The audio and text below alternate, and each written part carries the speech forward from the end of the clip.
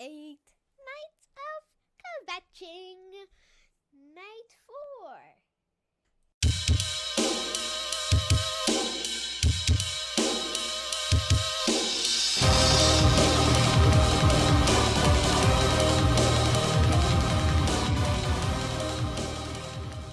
All right, welcome to night 4 of our 8 nights of kvetching.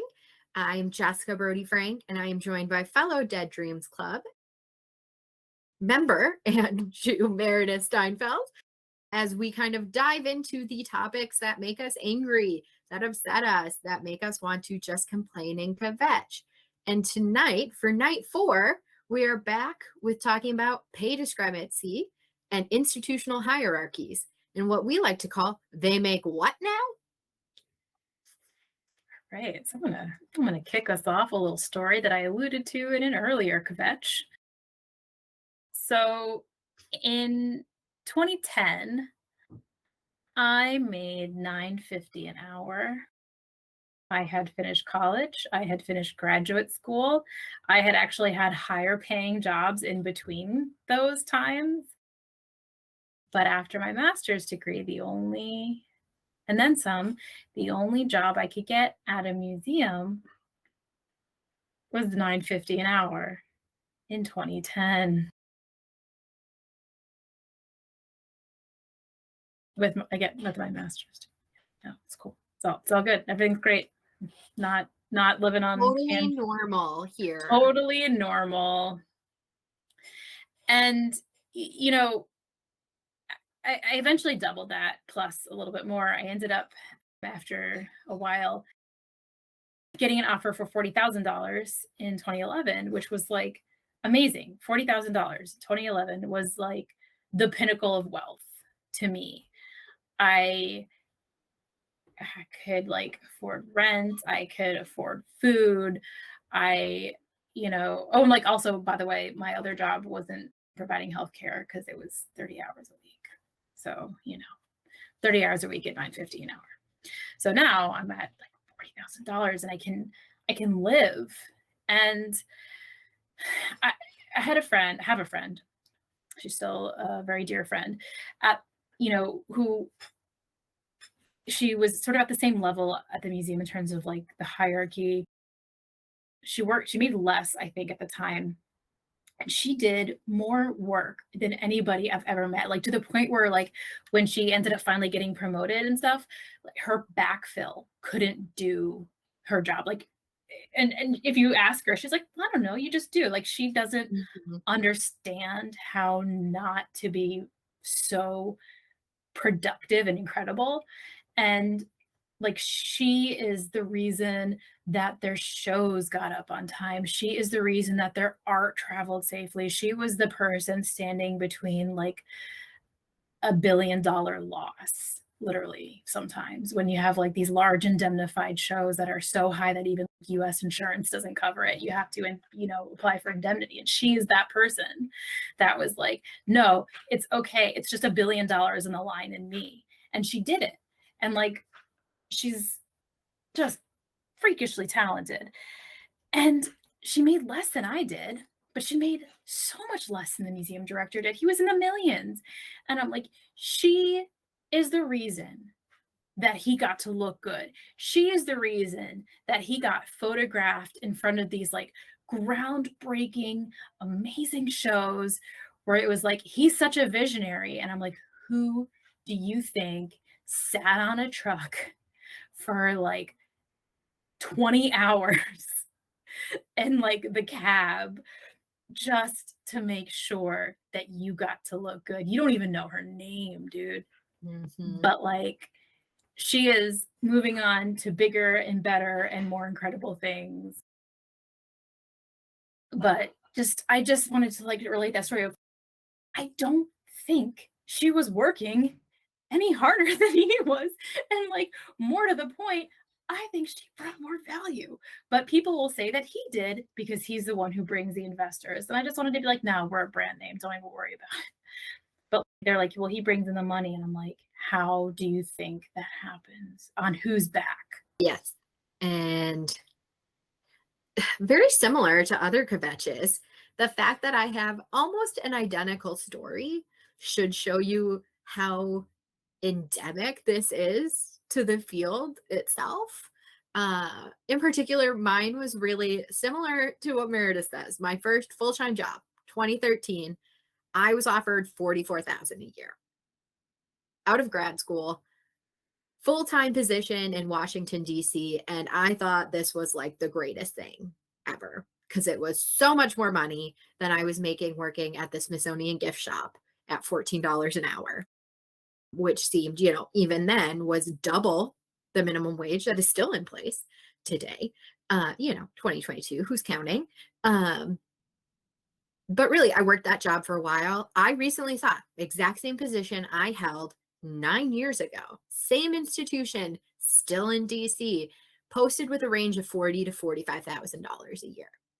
So 9 years down the way, we're still not accounting for any kind of inflation, any kind of difference in the value to those positions. You're actually undervaluing them even more because there's no way that something that paid $44,000 a year in 2013 is now only worth 40 to 45. It's just not, the math doesn't work. And I've had similar jobs where I have been in positions where you're on a fairly, even hierarchical level with your colleagues. Sure, you all have different titles or you work in different departments, like this person's in the archive and this person's in the library and this person's in the museum, but you're all doing the same thing. And multiple of those jobs, I would say at this point, had talked with coworkers to find out that our male colleagues were making 10 to 15% more than we were for the exact same jobs. Same experiences out of the gate. Some of us even had more experiences than those men had when they started making that amount of money. And these are just things that happened and were things we would talk about and just, they never really got, discussed. So in this specific incident, I brought it to my director, who I knew made 3 times what I made at that point, because you could look it up on the taxes. And I was told that I just needed to be a team player because everybody was underpaid. He took a pay cut to take this director role. And so I should have just been fine with the fact that I was being fairly paid based off of the AAMD salary guide, which see night 1 of our kvetching for why that is not a thing. And just to hear someone making over probably $150,000 a year telling you that, you can look up the tax returns and see that their boss makes $450,000 a year, but that they can't do anything about the fact that your team's not being paid fairly, that you're not being paid what you should be for the tasks you're doing, for what is going on. And that this is somehow, that age-old adage of we don't get into this business for the money. We're here for the mission of the museum, not for the money. And actually, no, I'm a worker. So I am here for the money. This is capitalism. Write me my check. I need to go buy latkes and rugelach, and I need to have all of my sweaters for Hanukkah. So how I do that? With money. And so I think that is the place we're still at now, is how does this align to the missions and values of our institutions when we're not paying people fairly, when those discrepancies and those hierarchies are just so overly blown that, as Meredith pointed out, the people who get the credit, the people who are getting their name shared in the newspaper, who are getting the credit with the board, who are getting everything else, are making such massive amounts of money that I don't even know if I could wrap my head around what something like I don't even know if I can wrap my head around $250,000 a year. What do you do with all that money? Do you just do you play all of your dreidel games with real gold coins because you're basically Scrooge McDuck at this point? I don't understand. Is that yacht money? How much do you have to make to have a yacht? That feels like yacht money. I don't know. How much does a yacht cost? Clearly we wouldn't have looked that up in our time, but these are the things I'm saying, right? Why are these, I can't even wrap my mind around, even making 6 figures to me, $100,000 a year. I'm how can you have any trouble in your life? Clearly, okay, we get it.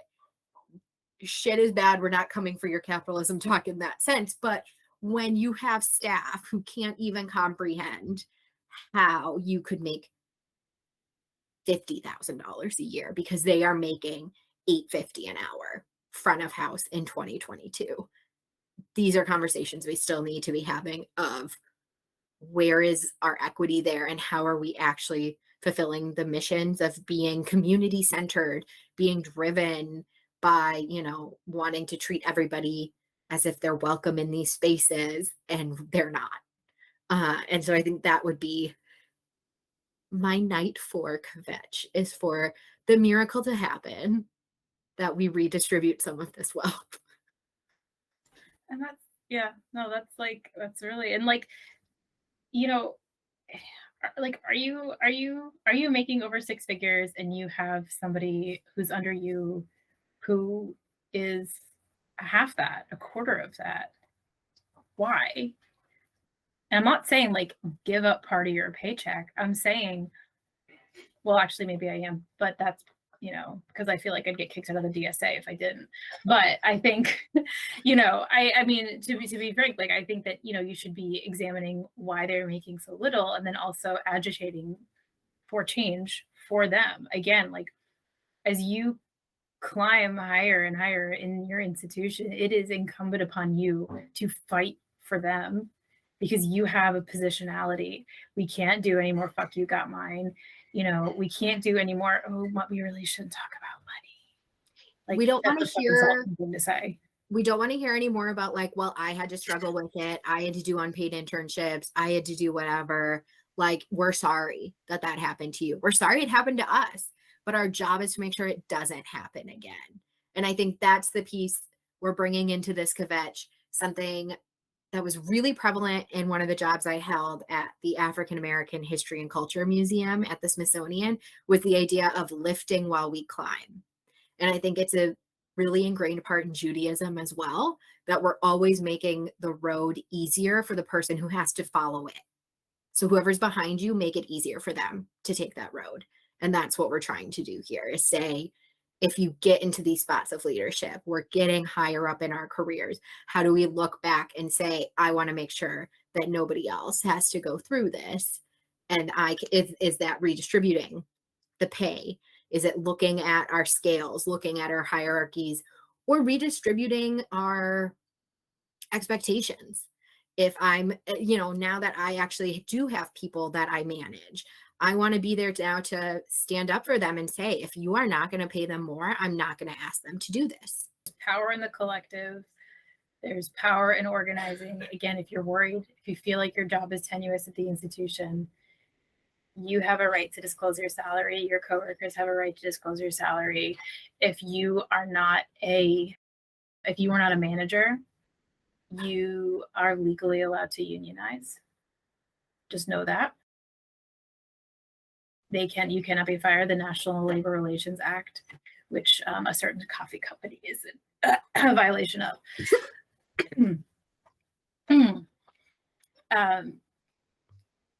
It's just tickling my throat. Maybe we should find a place that does a blue cup day instead of a red cup day. Mm-hmm. So yeah, like, organize, talk to your coworkers, discussing your pay. I think we talked about this in session one, but like, talking about money can be uncomfortable, but you need to do it because, again, we are a community. We are a community of workers who, we are not going to use the mission as a weapon, but maybe our mission, like, there's like a greater mission, and it's to support each other. I mean, there is the museum mission, and like, I've drunk the Kool-Aid, I work for it, but I also leave at the end of the day. Use it as a ladder, people. That's what we're saying. Yeah.